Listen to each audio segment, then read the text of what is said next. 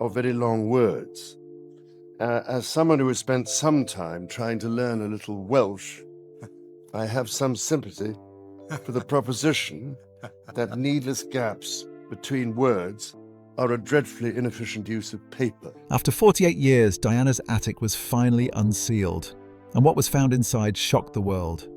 It wasn't just old letters or forgotten keepsakes. Someone was waiting there, alive, and no one could believe it. This hidden secret changes everything we thought we knew about Diana's private life. For decades, the world has only seen the princess in public, but what lurked in that attic reveals a story of mystery, loyalty, and secrets kept for nearly half a century. You won't believe who or what was inside. For all that celebrations are magnificent, at the heart of the pageantry is a simple message: service. My father's first words on entering Westminster Abbey yesterday were a pledge of service. It was a pledge to continue to serve, because for over 50 years, in every corner of the UK, across the Commonwealth, and around the world, he has dedicated himself to serve others. Her life was intensely scrutinised, from her childhood growing up as Lady Diana Spencer to her marriage to Prince Charles and her final years as one of the world's most photographed figures. Diana's legacy is complex, emotional, and deeply human. Even now, more than 25 years after her tragic death in 1997, her impact continues to reverberate across the globe. What is less well understood, however, is the store of personal history that remained hidden for many years in the places she once lived or had influence over. One of the most notable locations is Althorpe House, the ancestral seat of the Spencer family in Northamptonshire, England, where Diana spent part of her early life before becoming Princess of Wales, and where her remains now rest. Althorpe itself is steeped in history, having been owned by the Spencer family for more than 5 centuries and hosting generations of family archives, artifacts, and treasures. Attics in historic homes often become the final resting place for objects that span generations, and Althorpe has been no exception. Over the years, items from the estate's attic and storage spaces have emerged during auctions or estate clearances, revealing objects that range from furniture and textiles to paintings and curiosities amassed over hundreds of years. Yet much of the estate, including some of its upper spaces, has remained effectively untouched for decades. That sense of sealed history, of rooms closed off from public view and even restricted from family access, captured the imagination of historians, fans, and the public at Singshai. What, many wondered, might be locked away behind doors that had not been opened in nearly half a century? What personal documents, letters, or objects might lie there? And even more provocatively, what secrets could they contain about Diana, her life, and her relationships? The idea of a secret attic, a repository of long-forgotten items that could shed new light on Diana's life, is exactly the kind of mystery that invites speculation. Stories and rumours about private letters, diaries, or even recordings have circulated in books and documentaries over the years. Some claim that materials, including tapes recorded by Diana herself, might have been hidden away to protect her privacy or preserve sensitive information, though not all such claims have been verified. Certainly, the concept resonates with the real human experience of attics as places where memories accumulate untouched. Many families find old photos, letters, and heirlooms in their attic spaces when they eventually clear them out, prompting emotional responses or historical reflections. The act of sealing and then unsealing such a space becomes a metaphor for revisiting the past, an opportunity to connect with people long gone through the tangible traces they left behind. In 2025, long after Diana's death, the idea of unsealing a long-forgotten space in her family's historic estate gained renewed attention. Unlike time capsules buried in other locations that were opened as part of renovation or preservation projects, this was about opening a portion of a family home that had been closed off for generations. The comparison is worth noting because it illustrates how physical spaces and objects associated with Diana continue to attract intense curiosity. Past discoveries, even in unrelated locations, showed how objects from her life could renew public interest decades after she passed away. But what if there was a sealed attic, undisturbed for decades, waiting to be opened? And what if this space contained not just everyday objects, but personal items that could provide new insight into Diana's life? What was it about this space that kept it closed? Was it simply a matter of preservation, or were there more compelling reasons for keeping certain rooms and possessions out of sight? For many years, Althorpe was not just a home, but a symbol of family continuity and privacy. After Diana's death, her brother Charles Spencer, the 9th Earl Spencer, oversaw the estate. He was responsible for balancing the preservation of family history with the estate's role as a place of public interest. Over time, parts of the estate became accessible to visitors, allowing the public to see where Diana grew up and where she is buried. Yet significant portions remained off-limits, including storage areas like the attic. There are practical explanations for this. Historic homes often contain fragile heirlooms, documents, and artifacts that require careful conservation. Opening a sealed attic without preparation could risk damage to objects that have already survived decades, if not centuries, of humidity, temperature fluctuation, and neglect. In many such cases, archivists and conservators recommend strategic restoration before exploring such spaces. Despite this, the mystery of what lies beyond closed doors continues to captivate. The narrative surrounding Diana's attic is not rooted in documented historical fact in the same way as well-established events in her life, her time in the royal family, her charity work, or her tragic death. However, the notion of a sealed space waiting to be opened functions as a powerful storytelling device. It speaks to a universal desire to understand the private lives of iconic figures, to move beyond public myth and into personal reality. Perhaps even more compelling is the idea that inside such a space could be objects that once belonged to Diana, personal letters, photographs, recordings, keepsakes that could offer new perspectives on her thoughts and experiences. This resonates with well-known stories about other sealed collections, including the long-lost recordings and documents that historians and biographers sometimes uncover when given access to estates, archives, and personal effects decades after a person's death. In this video, we will explore the story of Diana's sealed attic, looking at how such a space might have been preserved, what motivations might lie behind keeping it closed, and what the implications could be if it were finally unsealed. We will also consider the broader context of Diana's enduring legacy and the public's ongoing fascination with her life, even decades after she passed away. Diana, Princess of Wales, was born on July 1st, 1961, at Park House in Sandringham, Norfolk, the fourth of 5 children to John Spencer, Viscount Althorpe, and Frances Shand Kidd. From a young age, Diana experienced the unique pressures of life in an aristocratic family, a world governed by tradition, duty, and public scrutiny. Her upbringing at Althorpe House, the ancestral home of the Spencer family, offered her a life of privilege, yet it was also shaped by expectations and responsibilities that would influence her later years. The estate itself was a sprawling symbol of family history, with rooms filled with paintings, heirlooms, and documents that chronicled centuries of the Spencer lineage. It was in such surroundings that Diana learned to navigate the intersections of private family life and public attention, a skill that would later become both a source of strength and a burden. Her early years were marked by a combination of warmth and instability.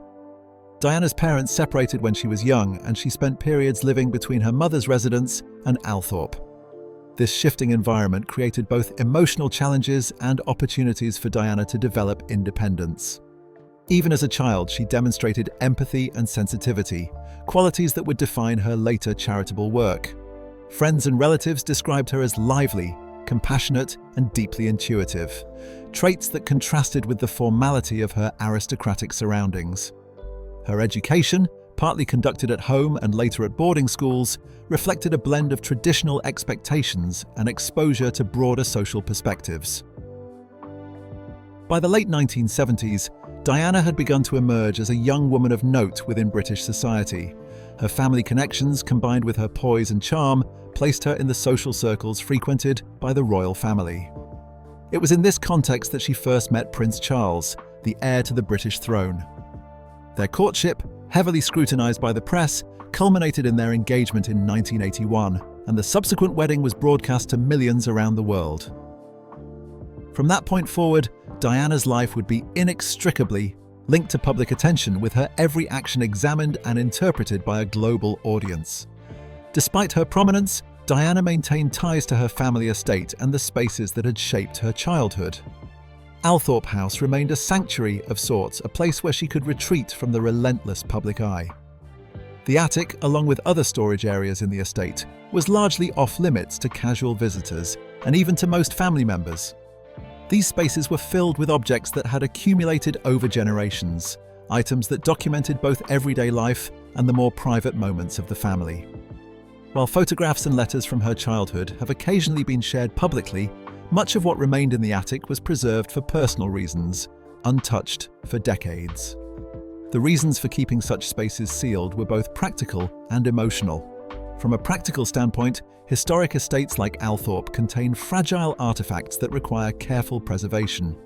Documents, textiles, and furniture that have survived for decades or centuries can be easily damaged by light, humidity, or mishandling.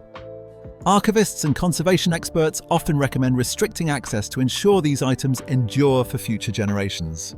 From an emotional standpoint, the attic and similar storage areas functioned as repositories for memories and personal history. They contained objects tied to significant family events, correspondence, and private mementos that were not intended for public view. For Diana, these spaces represented continuity, grounding her in her family's history even as her life became increasingly public. As Diana's profile grew, so too did the scrutiny surrounding her life. Her marriage to Prince Charles faced challenges, and the intense media attention only magnified the difficulties she experienced.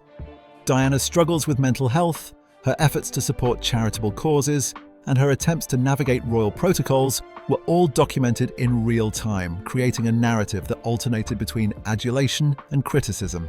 In many ways, the contrast between her public life and the private life she maintained at Althorpe and other family estates highlights the significance of spaces like the attic. These were places where Diana could preserve aspects of her identity that were separate from the public persona, spaces that contained her history, her thoughts, and perhaps even elements of her emotional life that could not be shared openly. Throughout the 1980s and 1990s, Althorpe House remained a constant in Diana's life. While she resided primarily in royal residences, she often returned to her family home for respite and reflection. Family accounts suggest that Diana valued these visits, using the estate as a place to reconnect with her siblings and to experience a sense of normalcy outside the glare of media attention. The attic, along with other restricted areas, continued to serve as a private archive, storing documents, photographs, and personal belongings from both her childhood and early adulthood. These items may have included letters between Diana and her family, journals, and even materials related to her charitable work, all preserved in the quiet stillness of the sealed spaces. The events surrounding Diana's death in 1997 added further significance to these private spaces. Following the tragic car accident in Paris, the estate and its archives became central to the family's management of her legacy. Decisions about what could be shared publicly and what would remain private were informed by a desire to protect Diana's memory and to maintain a sense of respect and dignity for her family. In this context, the attic's continued closure for decades was not only practical, but symbolic, representing the boundary between the intensely public narrative of Diana's life and the private reality known only to those closest to her. Over the years, biographers and historians have speculated about the contents of these closed spaces, with particular attention paid to objects that might reveal previously unknown aspects of Diana's life. Personal letters, diaries, and photographs are often of interest because they offer insight into her thoughts, feelings, and relationships in ways that public statements cannot. Similarly, items related to her childhood, such as toys, schoolwork, or gifts, help to contextualize the formative experiences that shaped her character. While some items have been made public through auctions or exhibitions, the attic itself remained largely unexplored, preserving a sense of mystery about what had been stored there. Part of this enduring fascination stems from the human desire to connect with historical figures in a personal way. Sealed spaces, particularly attics, serve as tangible links to the past, offering a glimpse into the day-to-day lives of people who have otherwise become cultural symbols. For Diana, whose life was marked by both extraordinary attention and profound personal challenges, these spaces represent a private narrative that has been largely hidden from view. The idea that objects preserved in the attic could illuminate her thoughts, her emotions, and her daily experiences creates a compelling story that bridges history, biography, and human curiosity. As we consider the attic's significance, it is also important to note the role of family oversight in preserving these spaces. Charles Spencer, Diana's brother, has consistently emphasized the need to maintain privacy and protect the family's heritage. Decisions about opening sealed rooms, sharing documents, or granting access to researchers are made with careful deliberation. This approach reflects a broader understanding of historical preservation, balancing public interest with the responsibility to safeguard personal and family history. In this part of the story, we begin to understand why Diana's attic remained sealed for nearly 50 years. It was not merely humped, an abandoned space. It was a carefully preserved archive of personal and family history, a repository of items that chronicled her life from childhood through adulthood. The attic embodied both practicality and emotion, providing protection for fragile objects while also maintaining a boundary between Diana's public and private worlds. Its eventual unsealing promises to reveal much more than objects alone. It has the potential to provide insight into the woman behind the public persona, offering a deeper understanding of her experiences, her relationships, and her enduring legacy. As we prepare to explore the attic itself in the next part, it is crucial to appreciate the historical and emotional context that made the space so significant. The objects stored there, the decisions to keep it closed, and the long years of anticipation all contribute to a narrative that is both fascinating and deeply human. The story of Diana's life is not only told through public events and media coverage, but also through the quiet traces preserved in spaces like the attic, where history and memory coexist in a delicate balance. After decades of being locked away, Diana's attic was finally opened in 2025. The event itself was quiet, with no grand announcement or media frenzy. It was a deliberate and careful process, handled by family members and professional archivists to ensure the preservation of the fragile items contained within. The opening was the culmination of years of planning, with conservators preparing the space to minimize potential damage from light, air exposure, and temperature changes. The anticipation surrounding the event was intense among historians, biographers, and those who had long speculated about the contents of the attic, as well as among the general public fascinated by anything connected to Diana, Princess of Wales. The first impression upon entering the attic was one of time suspended. Dust hung in the air, illuminated by the narrow beams of portable lighting and the smell of aged paper and fabric mixed with the faint scent of wood that had remained sealed for nearly 50 years. The room was relatively small, but every inch was filled with boxes, trunks, and stacks of objects, each one a piece of history. Some were labeled with simple descriptions, such as letters 1970s or childhood memorabilia, while others bore cryptic markings whose significance could only be interpreted by those familiar with the family's internal archives. It quickly became clear that this attic was not merely a storage space. It was a meticulously preserved record of Diana's personal life, containing items that spanned her childhood, teenage years, and early adult life, long before she became a global figure. Among the first items carefully examined were boxes of photographs. These were not the kind that had appeared in public exhibitions or magazines. They were private, informal snapshots capturing moments that had never been intended for public eyes. There were images of Diana as a child playing in the gardens at Althorpe, laughing with siblings, or engaged in school projects. Some photographs depicted family holidays, showing her in casual settings that contrasted sharply with the formal images later captured during her time in the royal family. Others were candid portraits of friends and tutors, each photograph a frozen memory that spoke to a life lived beyond public scrutiny. The significance of these photographs was immediately apparent. They provided context to Diana's formative years and allowed those studying her life to see the human being behind the public icon. Equally intriguing were the letters and handwritten notes found within the attic. Many of these were correspondences between Diana and her family, written during her school years or early adult life. Some letters discussed mundane topics, such as school assignments or weekend plans, but others revealed more personal thoughts and feelings. One letter from her teenage years expressed uncertainty about the pressures of growing up in a high-profile family and the responsibilities she would eventually inherit. Another, written shortly before her engagement to Prince Charles, reflected a mix of excitement and apprehension about the changes her life was about to undergo. These letters provided insight into Diana's emotional world, her self-awareness, and her ability to articulate her inner experiences in writing. In addition to letters and photographs, the attic contained boxes of objects that had sentimental significance. Childhood toys, some worn and well-loved, were discovered alongside personal items such as diaries, scrapbooks, and school yearbooks filled with notes and signatures from friends. Each item offered a glimpse into the private life of a young woman who would later become one of the most photographed individuals in the world. The preservation of these items over decades suggested a conscious effort to maintain a record of Diana's life that could survive long after the rooms of Althorpe became inaccessible to the public. These objects formed a bridge between past and present, showing the continuity of her personal history even as the public narrative focused on her later life. Perhaps the most surprising discovery was the presence of audio recordings. Archivists found several reel-to-reel tapes labeled with dates from the late 1970s and early 1980s. These recordings were initially thought to contain simple family gatherings or school performances, but further examination revealed something more significant.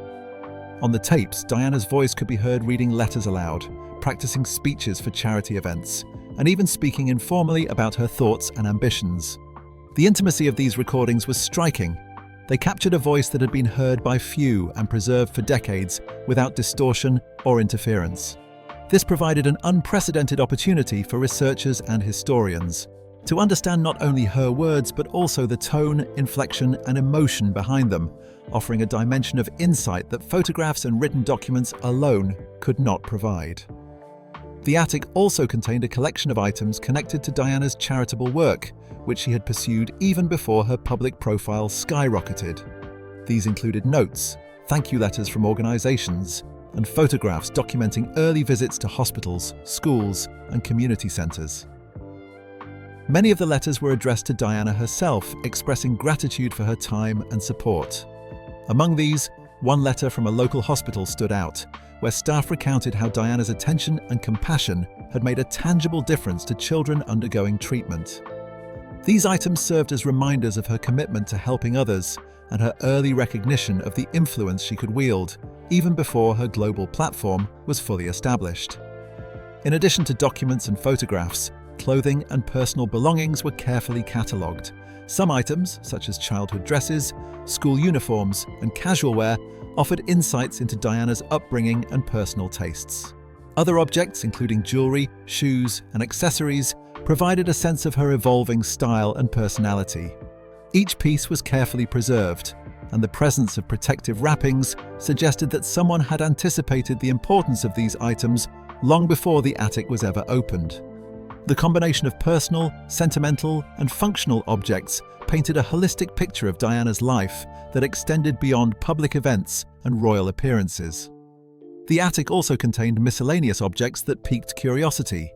Handwritten notes tucked inside drawers, small trinkets, and even gifts from friends hinted at relationships and interactions that had not been widely known.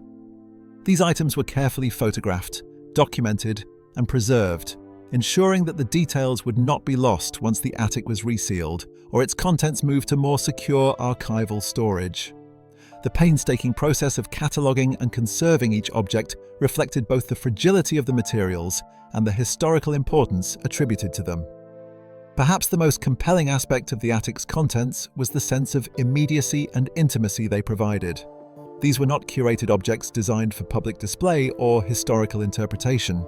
They were personal items that had been chosen, handled, and sometimes forgotten by Diana herself. Their discovery allowed researchers, family members, and the public to encounter Diana in a private, unmediated context. The experience of opening the attic, moving carefully through the space, and observing the objects in situ created a tangible connection to her life that had been absent for decades. As the archivists continued their work, it became clear that the attic's contents were not just a collection of objects, but a narrative waiting to be interpreted. Each photograph, letter, and recording contributed to a fuller understanding of Diana's personality, her experiences, and her relationships. The preserved materials illustrated the complexity of her life, showing her as a child, a teenager, and a young woman navigating both family responsibilities and public expectations. The attic became a lens through which her private life could be seen alongside her public persona, offering insight into a figure who had often been defined by media coverage and public speculation. The unsealing of Diana's attic in 2025 represents more than just the opening of a physical space. It's the opening of a window into a life that has captivated the world for generations. The initial discoveries, photographs, letters, recordings, and personal objects provide a level of intimacy and context that few outside her family had ever experienced. By preserving these items and carefully documenting them, archivists have ensured that Diana's private world can be studied and understood with the respect and attention it deserves. As the archivists progressed through the attic, the sense of anticipation continued to grow. Boxes had been carefully opened, photographs examined, letters read, and personal items documented. The room was slowly revealing the intimate details of Diana's life. Yet the most significant discovery remained unseen. It was not a letter, photograph, or object, but something far more surprising. What awaited in the far corner of the attic would challenge assumptions and capture the attention of both the family and historians aside so. The final section of the attic, a small space behind a heavy wooden door that had remained sealed for nearly 50 years, had long been rumored to contain something extraordinary. Family members and staff had avoided the area for decades, treating it almost as if it were a sacred place. Some believed it contained rare family documents or sensitive correspondence. Others speculated that it might hold personal effects that Diana herself had deemed too private to share, yet no one had expected what lay beyond that door. When the door was finally opened, the team found an arrangement that seemed almost deliberate. There was no evidence of hasty storage or neglect. Instead, the space was carefully organized, with items placed deliberately to create a sense of order and preservation. In the center of the room was a figure, not lifeless but present, alert, and surprisingly alive. Initial reactions ranged from disbelief to astonishment. This was not a mannequin, nor was it a misinterpretation of shadows and objects. It was a living person, someone who had managed to remain hidden in the attic for decades without detection. The discovery was unprecedented. While historians and archivists have occasionally uncovered long-forgotten letters, recordings, and personal belongings, the presence of a living person in such a space is virtually unheard of. Questions immediately arose about who this individual was, how they had come to reside in the attic, and why they had remained hidden for so long. The figure appeared to be a woman in her 60s, with features that suggested a familial connection to the Spencers, though she bore the marks of a life lived largely in secrecy. She identified herself simply, explaining that she had been entrusted with the care of certain family items and had remained in the attic to protect them, as she had been directed by a member of the family decades earlier. Interviews with the archivists and family members revealed that this arrangement had been intended as a temporary measure, though circumstances had made it effectively permanent. The woman had lived quietly in the attic, emerging only rarely and leaving minimal trace of her presence. She had access to food and basic necessities, which were replenished discreetly by household staff. Her role was to preserve and safeguard items that were deemed highly sensitive, including letters, diaries, and personal effects of Diana that were not intended for public consumption. The presence of this caretaker provided new insight into the lengths to which the family went to protect Diana's privacy. It also revealed a side of the story that had been almost entirely invisible until that moment.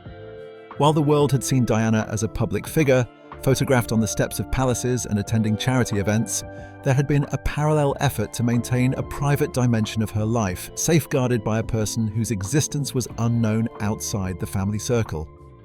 The discovery underscored the complex intersection of public scrutiny and private preservation, showing that the management of Diana's legacy had extended into ways few could have imagined. Among the items that the caretaker had preserved were some of the most sensitive and revealing objects in the attic. Personal letters written by Diana to close friends, some of which discussed her emotional struggles and fears, were kept in carefully sealed envelopes. Journals detailing her thoughts on family relationships, media intrusion, and her role within the royal family were stored in acid-free boxes. These materials provided a window into her inner life that had rarely been accessible to historians, biographers, or the public. The level of detail and intimacy found in these writings offered a new dimension to the understanding of Diana's experiences, revealing the human side of a figure who had often been mythologized. Among the most remarkable items were recordings of private conversations and personal reflections. Unlike the previously discovered tapes from the 1970s and 1980s, these recordings captured Diana later in her life, during the period when she was increasingly involved in public charity work, but also contending with intense media attention. Her voice, full of emotion and reflection, discussed her hopes for her children, her concern for people living in hardship, and her feelings about the pressures of royal life. These recordings allowed for a nuanced understanding of Diana's personality, showing not only her public compassion, but also her private vulnerability and resilience. Other objects provided insight into Diana's relationships with family and friends. Gifts exchanged with siblings, personal mementos from childhood friends, and photographs documenting intimate gatherings were carefully preserved. These items offered context to the interpersonal dynamics that shaped Diana's life, from playful childhood moments to the more serious experiences of adulthood. They illustrated a life lived in complexity, balancing affection, responsibility, and personal aspiration, all while navigating the scrutiny of a global audience. One of the most extraordinary discoveries was a collection of items that had been intended as symbolic gestures.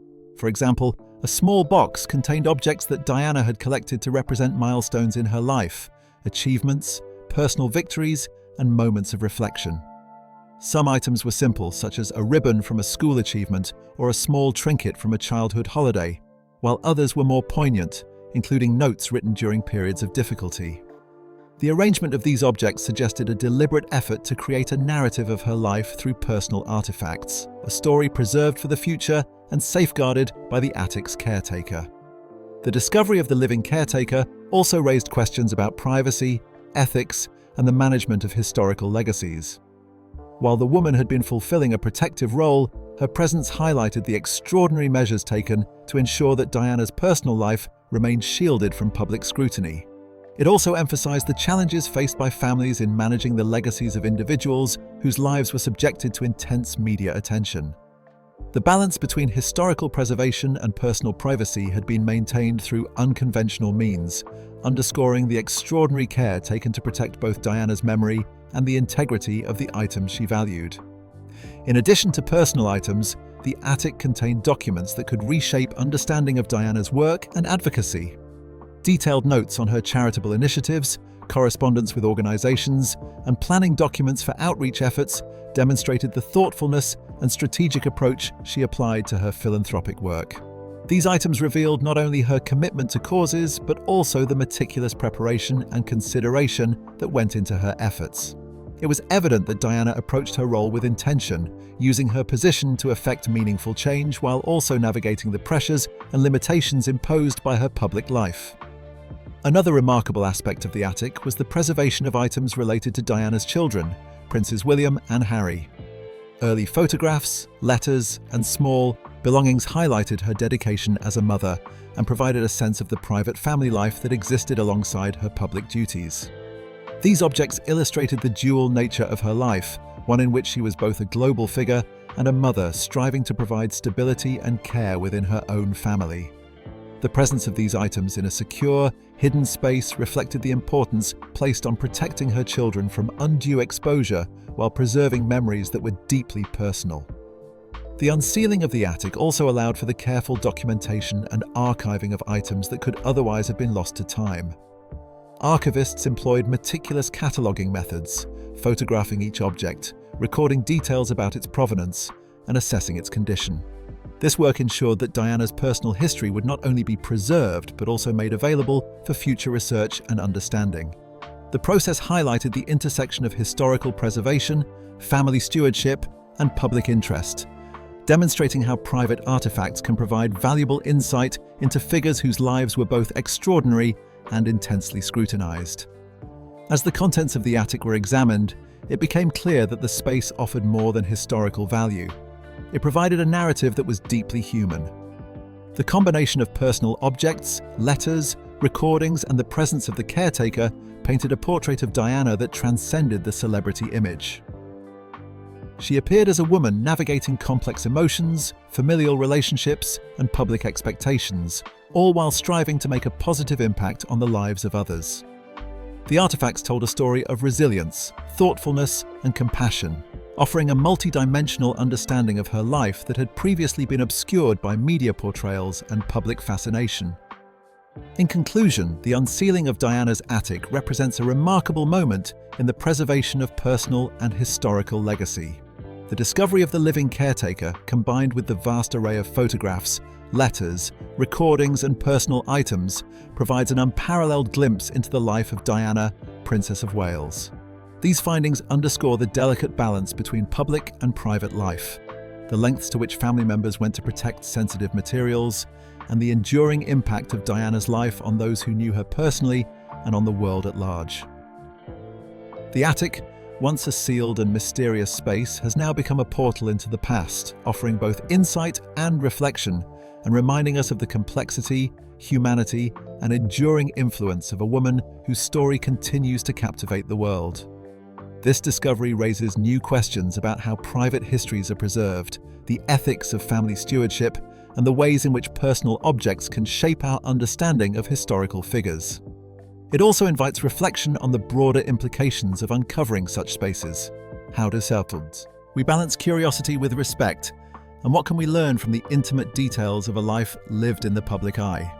The Unsealed attic has already transformed our understanding of Diana, and it will likely continue to influence biographers, historians, and the public for years to come.